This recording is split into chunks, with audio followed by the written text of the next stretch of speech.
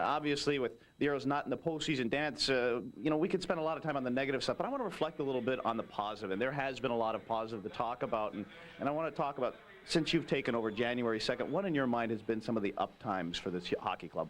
Well, I think, first of all, it was just the way the players responded to the change. More than anything, I think players, when there is a change, they do tend to pay attention to detail a lot more. So they responded well, and we got off to a pretty good start. And we cut our goals against down. We did a lot of things that enabled us to win a few more hockey games. So, I mean, all those things combined were some positives. Yeah, and I thought also when you came in, the power play had struggled before you'd come in, and then you turned that around as well. Well, that's something where, we just tweaked the players a little bit and tried using a few different guys in different situations.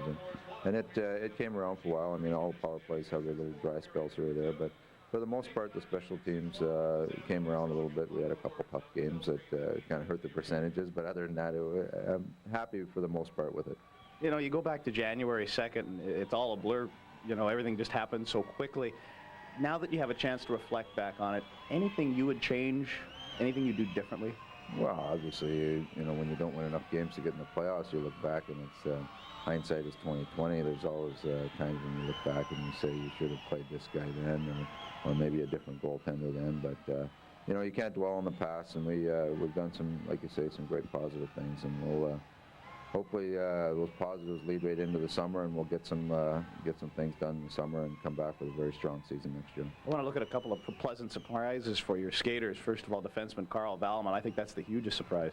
Oh, Val, he's a guy that 2 months ago was playing a little bit of left wing. He was in and out of the lineup, and he just responded. The more ice time he got, the better he played. And over the last month, I mean, he's been one of our top players, and he's a guy that he just plays for the love of the game. He's not a big money maker, and he comes to work not just in games, but every day he's there, and he's an intelligent guy hockey-wise. He's a pleasure to work with.